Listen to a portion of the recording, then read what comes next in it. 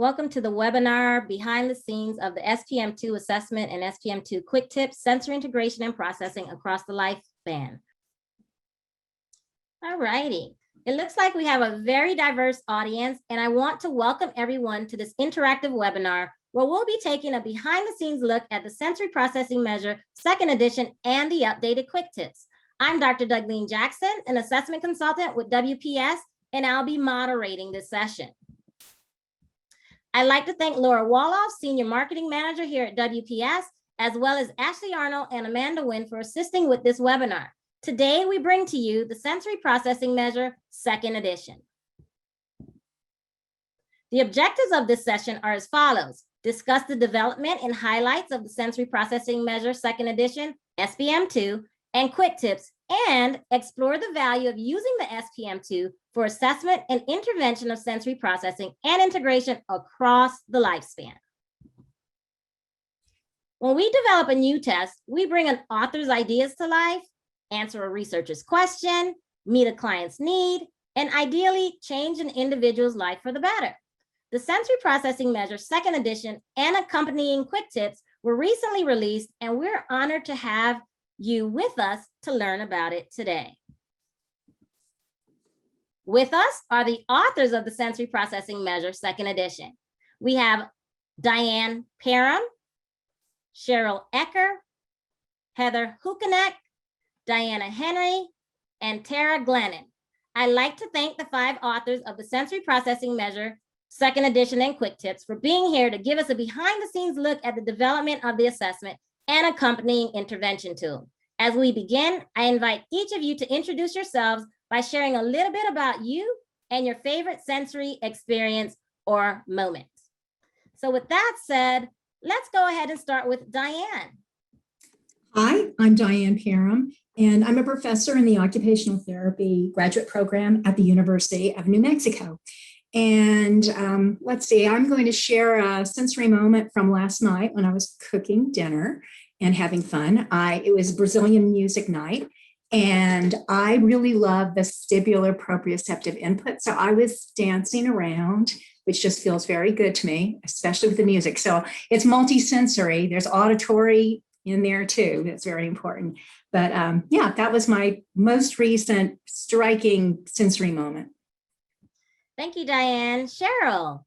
Hi, I'm Cheryl Ecker, and I'm the clinical director at a pediatric practice in Tarzana, California. It's called Therapy in Action. And for my favorite sensory experience, really, I'm a deep pressure seeker. I have children of my own, and so I love great big hugs. And I'm also an opera singer. And so the combination of the swell of the orchestra and when you're taking a really huge breath and you can feel every single intercostal, those are great sensations for me. Thank you. Heather. Hi, I'm Heather Kahanik. I'm an associate professor at Sacred Heart University in Connecticut. And my all-time favorite sensory experience is hiking in the woods in the fall in the New England area with all the crunchy leaves. I love the feel of the hiking, but also the sound of the leaves crunching under my feet. Thank you, Heather. Diana. We have Diana with us. Hi, bonjour. This is Diana Henry. My affiliations really began with Lorna Jean King, then Henry O.T. Services, and then on a Teach About, sharing sensory tools for teachers, students, parents, teens, tots, infants, and pets. My favorite sensory moments lately have been as a volunteer ranger for the National Park Service, connecting with children, teens, and adults, and helping them with sensory processing differences navigate the great outdoors. Thank you. And Tara. Hi, everyone. I'm Tara Glennon from Connecticut. So I'm a professor of occupational therapy at Quinnipiac University, and I own a private practice called the Center for Pediatric Therapy. And my favorite sensory moment was, I'm the 7th of 8 kids, and obviously money was tight. And my mother had these old wool blankets, and I couldn't tolerate the wool blankets, but she sewed them all together and put them in a duvet cover. And that was my first experience with a weighted blanket, and it totally saved me growing up in a house full of 8 kids. Thank each of you for sharing and introducing yourself. And I want to know now, what's unique about the sensory processing measure? How is this assessment different? And what information can you glean from it? Okay, well, I'll chime in on this. Well, the sensory processing measure is designed to assess sensory processing, but the way it's occurring and appearing in everyday life. So in the context of just ordinary life. And the questions on this questionnaire use terms that are very easily understood. So it's not full of professional jargon. It's very, very easy to administer and to score. The scoring sheets are just very, very easy to use. And they provide you with norm reference scores so that you can gain information, very precise information by sensory system about how similar or different the person is that you're evaluating compared to most people in the same age range. So this is very useful both in practice and also in research. And I want to point out also a very unique characteristic of the SPM-2 is that we're able to compare raters for a particular person. So you might have two caregivers of an infant separately rate that infant, and we obtain a score that we call the DIF score, okay, so that you can evaluate whether the difference is significant enough to perhaps explore a little bit more why the perceptions of the raters are different. So that's a very unique feature of the SPM-2 as well. So, so Dougline, are you going to pick it up right here? I think so. I want to hear from Heather. Heather, anything you want to add? Sorry, the one thing, Diane mentioned it, but the one thing that was really important to me when we first started with this, so it was part of the original test and now also with the second test, is that it's really, really easy to score. I was using other assessments that were taking me a long time. And so this was really an important feature. And so I don't know if it's unique at this point, because now it's the second edition, but it's something that's very, I think, loved by the people that have used the initial edition, and I think will still be loved in the second edition. Thank you. So you all were a part of the author team for the SPM and the SPM-P. How did this come about, Diane? It actually was a sort of a long process. And it started out when I did some research using the original sensory history developed by my mentor, Dr. Jean Ayers, who's the founder of the field of sensory integration. And she had a questionnaire organized by sensory systems. And I think there was a 4-point scale, but there was, and it was very useful clinically, but there was no way to score it in terms of being able to compare to, how most children would be rated. This was just for children at that time. And I used it in research because I was familiar with this tool. And it turned out that I had some statisticians looking at data that I had collected in my PhD dissertation study. It was a pretty large study. And I was able to compare typically developing children with learning disabilities. With normal intellectual ability, but having learning difficulties. And lo and behold, if I just tallied up total score, it was very, very significantly different between the two groups. And then after that, I had a number of students. I was at the time at University of Southern California, and I had master's degree as well as PhD students, and they needed research projects. And it was just a perfect kind of project to work on because there were so many pieces that needed to be done. I think the first thesis was done by Jane LaCroix, and she gathered information on all the sensory questionnaire items that were being used across very experienced occupational therapy practitioners across the US. And I think there was something like almost 700 different items. A lot of people were making up their own items, creating their own questionnaires. But there was no way to really evaluate the scores in terms of, well, should I be concerned? And I would find out in practice that I often didn't agree. I tended to be the conservative one saying, well, I don't know if there really is a problem here. It's just a judgment call with no normative data. And then others would, there's one item and that means there's a problem here. So we really needed normative data. So this early version, the evaluation of sensory processing, the ESP, we had a number of validity and reliability studies. We were very systematic in developing it. And I want to point out one of my PhD students, Dr. Jiating Su, who's now a professor at a university in Taiwan. He did a study involving confirmatory factor analysis because I wanted to evaluate, well, if we're going to go forward with this questionnaire, we really want it to be rock solid, reliable and valid. So is it appropriate to have scores by sensory system, or should we be, for example, looking at having scores for under responsiveness or over responsiveness or perception, et cetera? So Jiating Su conducted a confirmatory factor analysis study where we could actually test with a large database, very large database, we could test whether it is valid to score by sensory system versus type of sensory processing. And lo and behold, it was very, very valid. It was not ambiguous at all. The data, the results indicated that scoring by sensory system was the way to go. It was valid. So I felt good then about moving forward and further developing this. So, and by the way, that study was published in American Journal of OT a few years ago.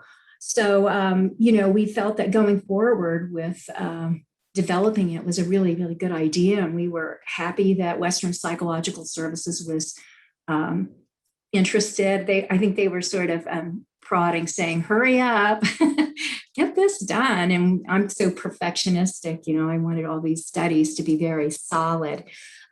Also, I will say the good folks at Western Psychological Services suggested changing the original name of ESP, which probably sounds a little woo-woo. They suggested sensory processing measure. Okay. And I want to point out all this work I was doing initially was with children around 5 to 12 years old, okay? And just for children being rated by their parents. So now, what happened subsequently when we teamed up with WPS was that the school forms were developed. So Heather, do you want to talk about that a little bit? Yeah, sure. So you had mentioned that you were doing these kind of projects with your students. And I was a graduate student working with Jane K. Smith at Ohio State University. And she had been doing test development in other areas, but she was someone that was very familiar with how to develop tests. And when we were trying to figure out what my master's project would be, I had been using the tool that was available at the time with my practice in schools, and was finding that it wasn't giving me the information that I needed, and that the items weren't appropriate for school because they were developed for homes. They weren't meant to be appropriate for school. So I really wanted to try to create a tool for schools. And so that was the beginning, was my master's project with Jane K. Smith. And then along the way, I met Diana at an OT conference, and we started chatting. And then subsequently I moved to Connecticut, and I was working for Tara at one of her clinics. And, over time, we all got together and decided we were going to pursue this. And we were calling our tool at the time the School Assessment of Sensory Integration, or SASE. We went through all those steps that, Diane, that you just talked about, did a lot of pilot work and blah, blah, blah. Ended up talking with WPS, and they had said to us, well, you should probably have a version for the home. And then you guys already had your home version. And so we all ended up together, which has just been lovely. And the one thing that was really important to us and has been great in this group collaboration is that we wanted a tool that was going to be good for both school-based people and clinic-based people to really help them collaborate and communicate with each other. And because we all have that background, kind of a foot in each door, we were able to really make that work. And at the time when I started this, I was working in the schools, but then by the time we finished it, I was working in Tara's clinic. So and, I'm going to switch to Tara, and you could talk a little bit about the clinic perspective. Sure. As Heather said, and I think she's not alone, that as a school-based practitioner, she was using some assessment tools that weren't normed to be used in the school. And I think we're all doing it, because you have to remember, at the time, occupational therapy practitioners knew that the concept of sensory integration and processing was really a key concept for children and their ability to participate or engage in their meaningful occupations. So we knew that it was working, but at the time, remember, we didn't have a lot of evidence. So we knew when we were investigating this at that moment in time, at the Center for Pediatric Therapy, we were providing outpatient as well as school-based services. And we knew that we were being questioned in the schools about the reliability and validity of our observations. So one of our primary emphasizing points there was really create a tool that had really solid psychometric skills. So looking at reliability and validity within the school-based environment was really important to us. So we had multiple rounds of expert clinician review. We hired an external person to help us run statistics on some small studies, because really looking at what items would discriminate between a typically developing child and a child who had sensory processing issues was really a priority for us in those beginning years. Diane, I think you were talking about one of the items as an example of, did it discriminate? Yeah, so a good example is the item does not like tags in the shirts. Several questionnaires at the time that we were developing the tool included this item, and we initially also had it too. However, after we piloted all the items, we discovered that most people do not like tags in their shirts. This is why you can now buy t-shirts without tags. Therefore, we do not have the item does not like tags in the shirts on any of the SPM-2 forms. Thanks for that. So the sensory processing measure was created, and then came the sensory processing measure preschool in 2010. Cheryl, can you tell us about that? Yeah, although from a marketing standpoint, it made a lot of sense for WPS to publish the SPM first. Most of the original ESP data was actually with preschoolers. And so it was the logical next step, because we already knew the psychometric properties were strong. We already knew the items would discriminate between children with and without sensory processing problems. And with this factor analysis, already demonstrated that the items would organize in sensory systems, just like the SPM. And so with all of that given information, it was the logical place to go. And I'm noticing some questions in chat about whether the SPM-2 has preschool also, and yes, it does. Thank you. Now, thank you all for that background information. As there are checklists, we have interviews and questionnaires that have been used in practice. And it's nice to see the evolution as we now move on to the second edition of the SPM. I'd like to launch a poll now to see the audience's experience with using the SPM and SPM-2.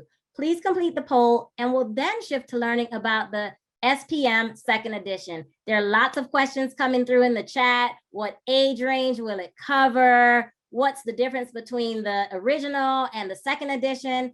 So we're going to dive right into that. Continue to enter your responses for the poll, and we'll shift to learn more about the SPM-2. So many practitioners, not only occupational therapists, have used this assessment in practice. And here we are today with the launch of the SPM-2. What led to its development? Sure, I'm going to talk about that because when we created the SPM, we wanted to do everything. We wanted to have infants, but WPS said, no, we want to perfect our normative sampling. We want to get our systems in place. So we started with the child age, kindergarten through fifth, and then we expanded to the preschool age.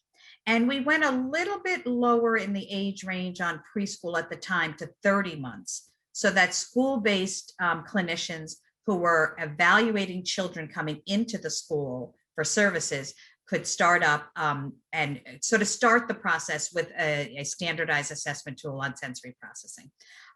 But we were wanting to do the infant version sort of very quickly. And so when we started looking at the infant version, we were asking ourselves, what is important about this age range? So first, we knew that we wanted to be able to create a tool that had good standardization, because you needed standardized scores to be eligible for federal and state birth to 3 programs.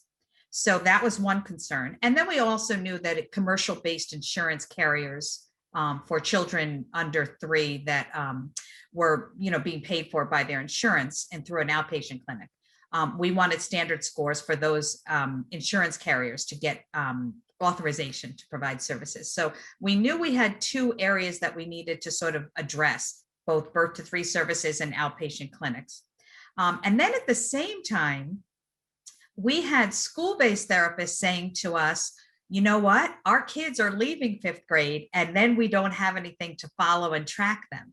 And as we started looking at that sort of middle school, high school range, we also realized the adults in those environments didn't really know a whole lot about sensory integration and sensory processing. The grammar school age people were understanding it, but the middle school, sort of high school age weren't. So we really felt that a tool that carried on with the child into that adolescent range was really important. And we, again, we're always looking for those layman's terms, really helping adults understand sensory processing and sensory integration, so that it was a collaborative and experience using the SPM. So as we began to think about the natural context for the adolescent group, we felt it important to have a self-report form, as well as the parent and teacher as a rater.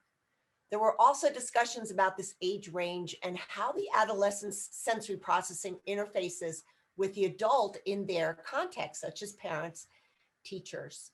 The SPM already had the capability of comparing the child's performance in various environments.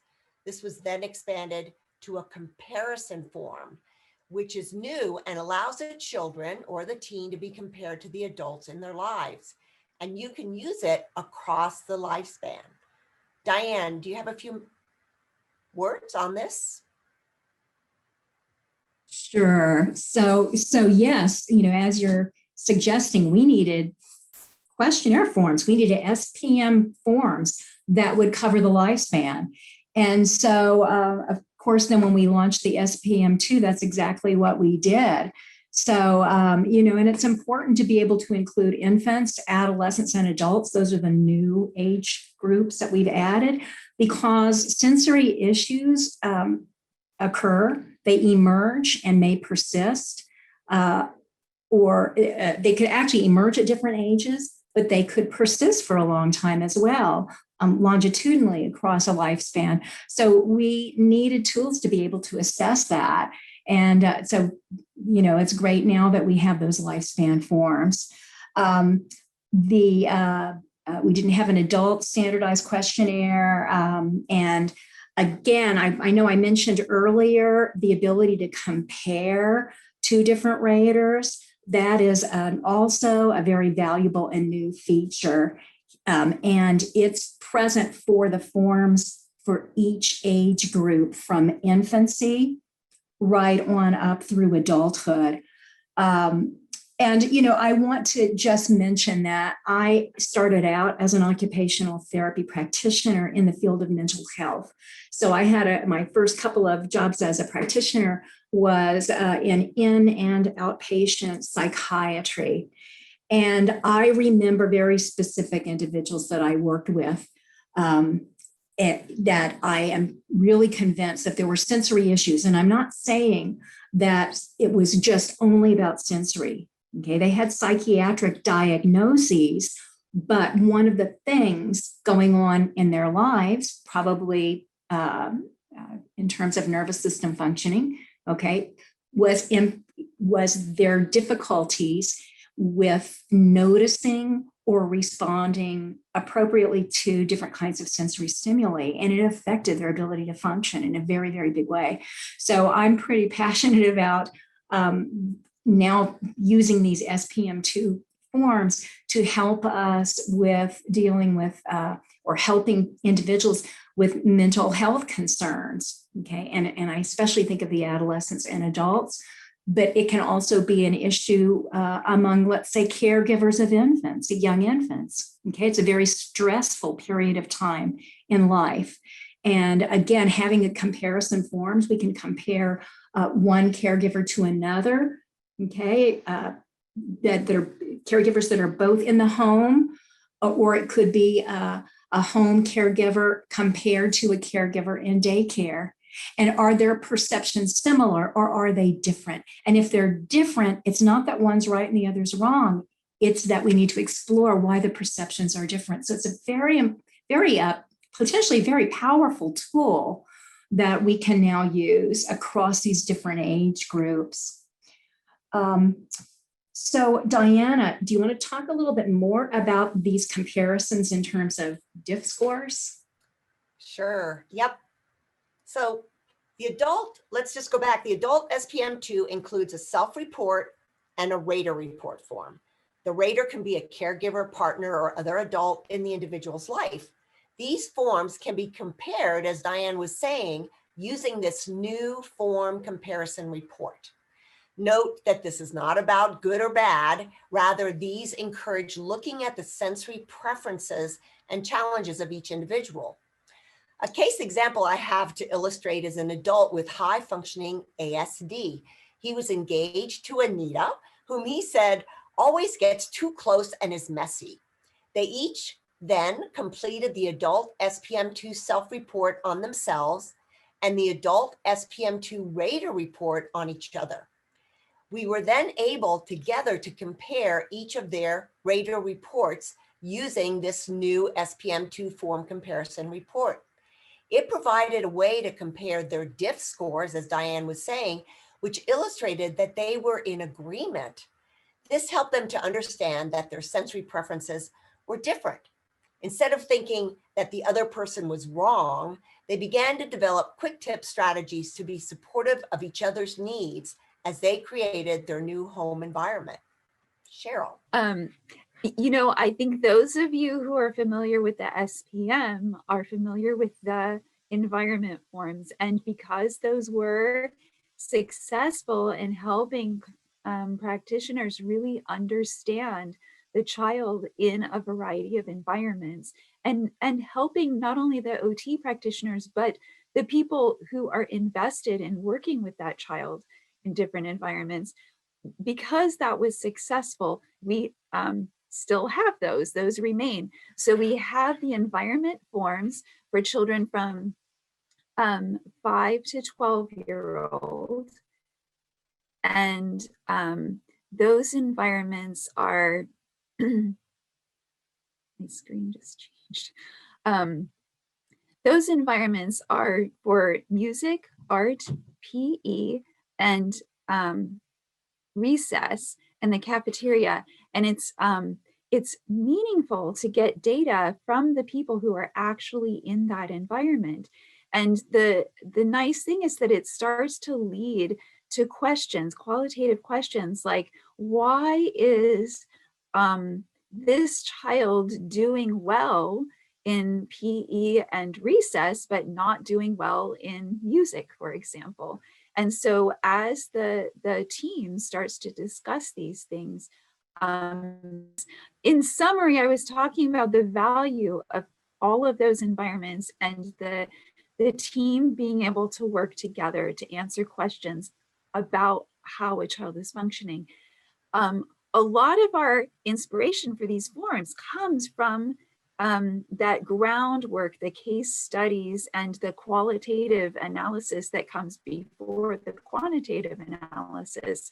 And so as we were developing teen items and doing some of the quality data analysis, qualitative data analysis, we discovered that there were families And one in particular was talking about how they were thinking about resuming occupational therapy because their child is a teenager now and had really benefited from a sensory integration approach as a child, had graduated, and now as a teenager was having trouble in certain classes, as well as having more trouble than her older brother in learning how to drive. And so that started the wheels turning for the new driver's environment for the teen and the adult. And so I do want to emphasize, we're very excited about this, but it also is very important to know that this tool, the driver's environment form, is an environment form. It's meant to help us understand how sensory processing may be affecting this occupation, not to assess readiness for driving. Thank you for that. So with the updated SPM-2, it's great to see that the age range has now been expanded, and this allows practitioners to not only look at sensory integration and processing concerns in childhood, but also in infancy through adulthood. And with the environment forms, we now even have a driving form, and I'm sure others would like to know as well about all of the new forms. Diane, you want to share about that? Sure. Well, I'm going to sort of give the preface to this and some important reminders. And that is to keep in mind that this instrument is based on Ayers' theory. And we have a rating scale, but we use a pretty standard Likert type scale. But remember that the items are organized by sensory system, which is a unique feature. And I do want to point out before we dive into the details too, that the expansion into these additional age ranges of infancy, adolescents, and adults, a lot of that was driven by occupational therapists telling the authors that, hey, we need this. We need to have, I work with infants who've graduated from neonatal intensive care. We do developmental follow-ups. Gosh, we need an SPM for that age group. And adolescent mental health, I mentioned before, working with adults. Yes, sensory issues occur. We need to be able to address all those age ranges. And keep in mind also that a nice feature of the SPM-2 that we've pointed out already is that there's actually a minimal time, very easy to use, minimal expense involved, and very, very practical information that you can use to really pretty quickly start informing your intervention planning. So I do want to ask Tara to pick up now and tell us more about those specific SPM-2 forms. Right. Thanks, Diane.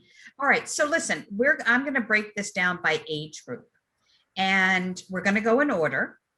And a moment ago, you saw a chart that popped up that was listing all of the forms that we have. We will put that up in about 5 more minutes. We want to walk you through what we thought was important for each age range. So, for example, Cheryl a moment ago talked about for school-based therapists, from the kindergarten to 5, we had other environments and how important it was to get information from those other environments and also to facilitate collaboration with the teachers and adults in those other environments, cafeteria, recess, playground, etc. So we really paused and said, okay, for each age range, what is important for those individuals who work with that child or that adolescent or that adult? And so we went through every age range and decided what was important. And then we created forms that went through the normative process, right? So have reliability and validity attached to them. We then outlined sort of a packet of forms for each age range. We already knew that we had an assessment that started at 30 months in that toddler range, getting children ready for preschool. But we had to look at infants and toddlers. So we ended up with several forms. We have one form for infants ages 4 months to 9 months. We have another form for toddlers ages 10 months through 30 months. And that's if they're at home, right? Because we know we have some preschool forms if they're in a preschool environment. But what's really important about this age range was looking at caregivers, right? So infants and toddlers have co-occupations with their caregivers. And so we really wanted to look at what was happening with the caregiver. Did the caregiver's sensory patterns match, or were they not congruent with the infant toddlers? And so we created a caregiver form. And so it's in, we know that in birth to 3 and in early interventions, it's really important to look at the family as a system. And so looking at a caregiver form and the infant or toddler's form, the co-occupations between them, it could really help us get some insight and help us with our intervention and scaffolding support and helping with problem solving around the caregiving process. So the SPM-2 has a caregiver form to help us identify the caregiver's sort of configuration of patterns of sensory processing, as well as an infant form, 4 to 9 months, and a toddler form, 10 to 30 months. So Heather, you want to go on and talk to us about the preschool forms? Sure, yeah. And so the preschool forms and the school age forms in the new edition, for those of you that were using the old edition and were happy with them, you will be very happy because they are very similar. They're going to remain largely as you knew them before, although we did make some revisions to some of the items. And we didn't have to change much. The data was really good in the original tool, but we did do a little tweaking with some wording and things like that. The original forms were very easy to score, so we absolutely wanted to keep that feature, as we mentioned earlier. And I think we've actually even made them better in that regard because of some of the feedback that we've gotten from people that have been using the forms over the years. The feedback was very helpful in allowing us to reorganize a little bit better to make them even easier to score, which we know is so important because we're all so busy. So they're very time efficient. And, so, that was really important for us to keep all of that, keep what was working and not change, don't fix things if they're not broken, basically. But we did have all these other forms that we wanted to add. So that's where we made the changes. And can I just jump in there, Heather? One of the things that we also knew about birth to 3 therapists is they're driving from house to house to house. So the ease of the scoring, where you could do it in the moment in the car, was really important for us. And so the forms really, I can't even believe actually they're easier to score than they were originally, because they were pretty easy to score, but we reorganized the forms so that they make a lot of sense. I want to add into, because I saw something pop up in the chat box. I'm not sure if it was answered already, but the answer is yes, there are Spanish versions of each of the forms. All of them have got a Spanish version. Thanks for answering that. So we've got forms for infants and toddlers, preschoolers, child age, and now there's adolescents and even adults. Diana, can you tell us about those forms? Sure, and I just want to piggyback on what everybody was saying about how easy they are and the changes. One of the big changes is also you will not find any double negatives on any of the items. That was a big deal for us. So adolescent forms, those of you who have worked with adolescents know they have very different brains, so to speak, right? However, many practitioners were using the SPM for elementary with the adolescents. So now we have the SPM-2 adolescent forms, covers ages 12 to 21 for adolescents who are still in high school. There are 3 forms: the self, the home, and the school forms. The adult forms covers ages 21 years for those individuals no longer in high school, up to 87 years. There are 2 adult forms, a self-report and then a rater report form. The rater can be the caregiver, the partner, or other adult in the individual's life. These can be compared using that new form comparison report. And here's a good example of the value of the new form comparison report is comparing, for example, an adult self-report form to a child school form. So there was a kindergarten student who appeared to be quite of a sensory seeker for touch input. He wanted to touch everything, including the teacher's stockings during circle time. The teacher, on the other hand, who was very overreactive to touch, was quite challenged by this student. The SPM-2 now will allow for comparing and contrasting the sensory integration and processing patterns of that student to the sensory processing patterns of that teacher. These need to be considered in order to facilitate engagement and co-occupations. Thank you. So we now have forms to allow us to assess sensory integration and processing concerns across the lifespan with the SPM-2. Now, I want to be sure to talk about the quick tips. I've seen some questions and we're going to start a poll. So answer the poll to let us know, are you currently using the quick tips or not?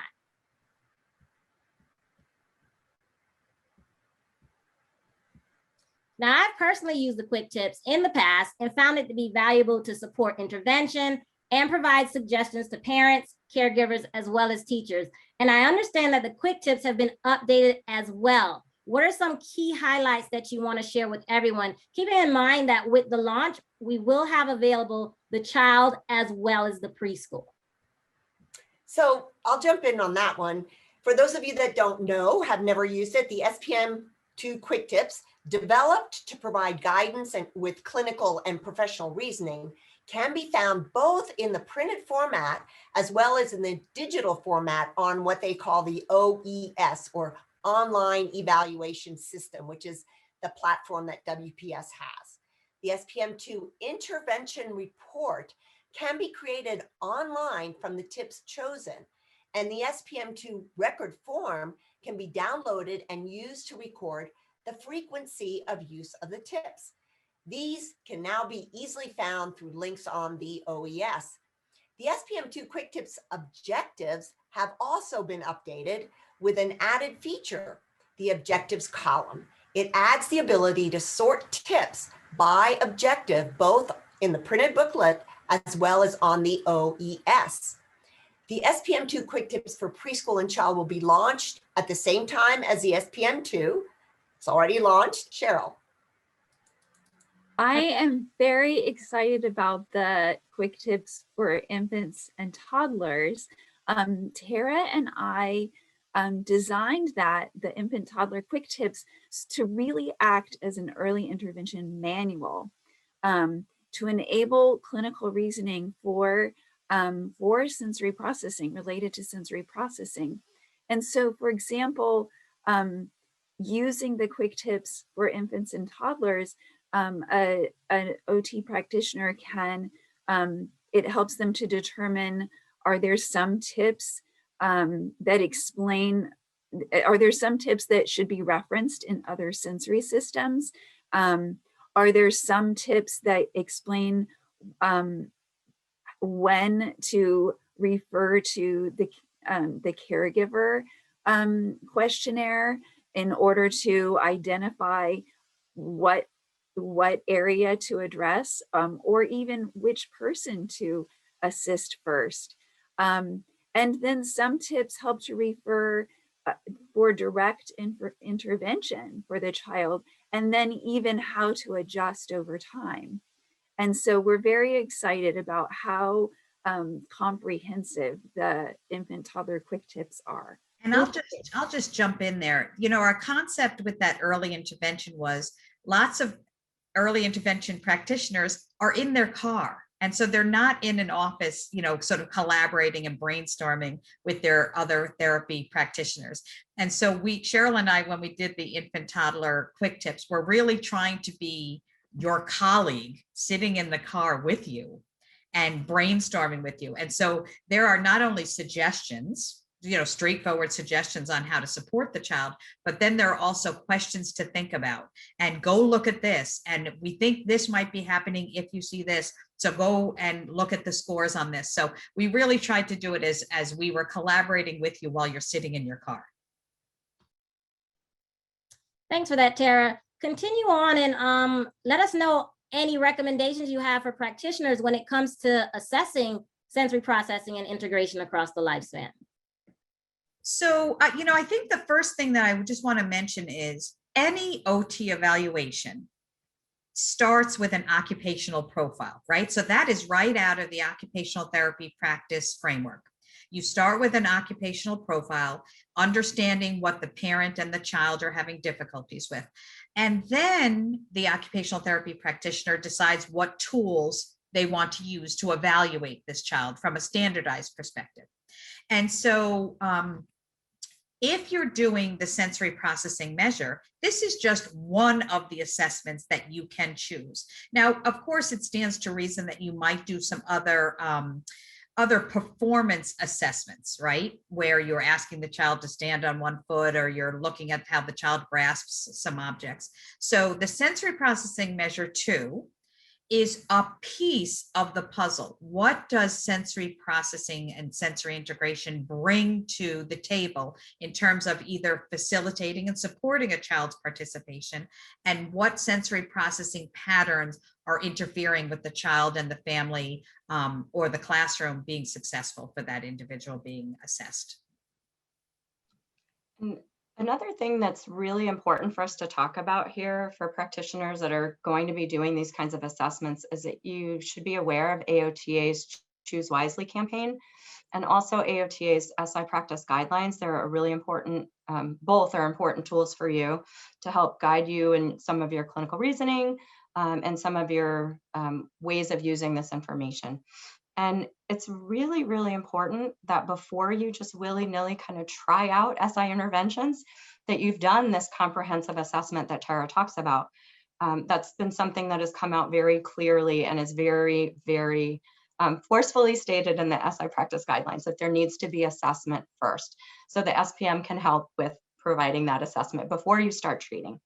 Other thing is just, I'm an OT educator, and I know that different OT programs in this country, and I'm sure also around the world, have varying levels of content in their OT programs in terms of SI theory and SI treatment. So practitioners come out of school with kind of varying levels of knowledge about this, and that's fine. But if you're going to be working in this realm and using SI theory and SI intervention, if you didn't have a strong background in it in school, then it's really important that you get some further clinical education so that you really feel like you have that strong basis to be, the strong theory base to be able to make these recommendations and to understand the score patterns that you get from the SPM.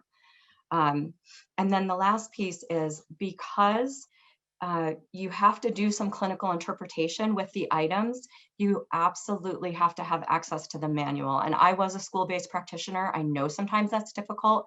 I know Tara was talking about the birth to 3 people in their cars, and but you have to have access to look at the manual to be able to interpret the information appropriately. Really, really important.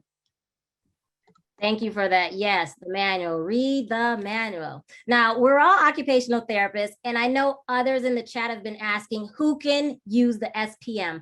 Who can administer the SPM to? Okay, well, excuse me, I'll jump in on that. In terms of who can administer, well, the instrument was really designed for occupational therapists. All right, so definitely occupational therapists, but as I think Heather and maybe Tara earlier stated, you really need to have post-professional training. And what I mean by that, just to be perfectly clear, is once you finish your OT degree and you're a practitioner, you still need to pursue more training specifically in sensory integration and processing if you want to do a good job of using the SPM-2. Okay, you really need to understand that theory, okay, and understand how different kinds of sensory integration and praxis difficulties affect functioning in everyday life. You need to have a deep understanding of what might be the nature of those problems. And that's going to go well beyond what you got in your basic professional training, which varies hugely, by the way. Within the United States, the amount and the quality of the information that students receive on sensory integration, it varies hugely. Okay, so you need to pursue this. It's just very, very important. It's critical for best practice, and you want to do the best you can for the people that you're serving. it's an ethical issue. It is to get that training. So yes, I know I'm a little bit like a broken record. Remember that this is built on sensory integration theory developed by Ayers, and then many, many other people doing research since Ayers was with us. So you need to be updated on this. Now, I do want to point out that although this instrument was really aimed at occupational therapy practitioners, other professionals also use it, and in particular, clinical psychologists often use the SPM, and hopefully now the SPM-2. The same applies to the psychologists. They need to have in-depth training in sensory integration in order to appropriately interpret the scores. Okay, so again, I think Heather was just talking about this. You get the standard scores. Okay, they're norm reference scores, so you can see what range the person's scores are falling in on any particular scale within normal limits, or some difficulties, or some more significant difficulties. But you need to always go back into the actual questionnaire that was filled out and identify for each scale where the score was concerning. You need to go back and look at those individual items that caused the score to be high. And you need to use that knowledge base of theory to interpret them. So it's just absolutely critical in appropriate use of the SPM.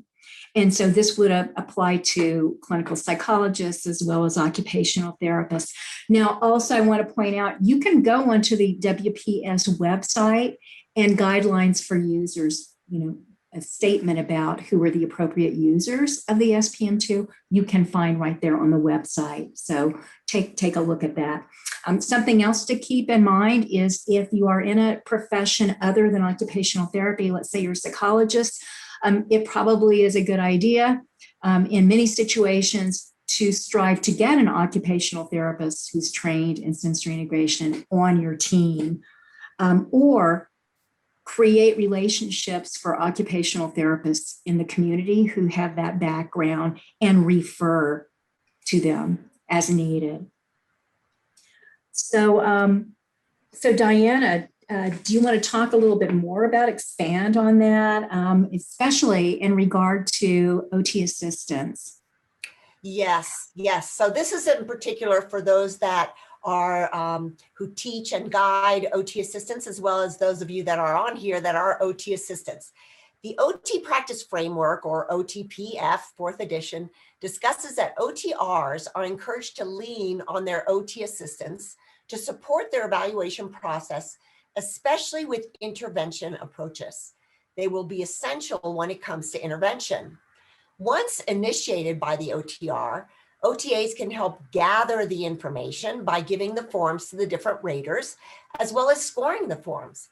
However, of course, interpretation of the SPM-2 assessment is by the OT. The OTPF provides some guidance, and I quote from page 21, although it is the responsibility of the occupational therapist to initiate the evaluation process, both occupational therapists and occupational therapy assistants may contribute to the evaluation, following which the occupational therapist completes the analysis and synthesis of information for the development of the intervention plan. So the SPM-2 quick tips should be made available to OTAs, as they are often the ones to provide interventions following assessment and interpretation by OTRs. Thank you for all of that great information, sharing who can administer the SPM-2. Remember to consult your state for guidelines, your Practice Act as well. And also you can use the SPM-2 online for your telehealth purposes using our online evaluation system. So check out our website for more information on that. I want to jump ahead to close us out and ask the authors to give us their key takeaways. Share quickly with us how you would use the SPM, any clinical pearls you want to share with everybody. 30 seconds round robin. Go ahead, Tara. Okay, so we know that many adults don't understand sensory processing, and lots of children get identified as a behavior. And so the thing that I love the most is that helping adults in a child's world come from a situation of sensory processing will help them really understand and begin to support the child. Awesome. Cheryl. I think the most meaningful thing to me is that parents have come to me and said that this is the first time that they have been asked meaningful questions. They've been asked by their physicians, by other people, whether or not they're good at limit setting. And it turns out there's something beyond limit setting for some of these children. And so that's the most meaningful to me, that sense of validation and relief that parents talk about. Thank you. Diane? Yes, if you don't already have post-professional training in sensory integration, get it. And not only that, you've got to keep up with it. This is a very vibrant field, a lot of ideas, a lot of research, a lot of practices being developed. So keep up with it. Awesome. Diana. So including how important this is for telehealth, keep that in mind.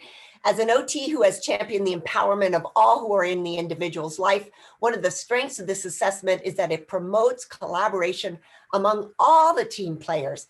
It brings others into the pictures to be part of the team, the music, art, PE recess, cafeteria, etc., and bus drivers, parents, partners, and outside caregivers. There's a buy-in because you're speaking the language of that professional or parent in their individual environments. And Heather. Well, and related to what Diana just mentioned about all the environments, what's been really meaningful for me is the ability for us to really kind of consider what's the importance of the context on someone's function. So that, having all these different forms in the different places allows us to really do that. Awesome. So I want to let you all know that you can now order the SPM-2. So visit this website and order today and save. WPS is here to support you with assessments, tools, resources, and trainings too. We want you to continue to attend our webinars, so register today for our upcoming webinar, Autism Conversations, Individualizing Educational Interventions with the MIGDAS 2 Evaluation Process with Dr. Marilyn Montero. That's July 22nd. We also have webinars that are recorded. You can find them on our website too, and many other resources. So you can find out about our online evaluation system, check our content hub, watch and subscribe to our YouTube channel too. I'm just one of the assessment consultants here. Be sure to reach out to your rep and we're happy to always help you. If you missed it, you can find the map and more information on our website. And as always, reach out to us for inquiries regarding customer service, quote requests, technical support, and rights and permissions through our Contact Us page located on our website. So thank you very much for joining us. I want to thank the authors for being here to share with us and continue to contact us. Follow us on social media, go to our YouTube channel, and we thank you. Thank you. Thank you. Have a great day.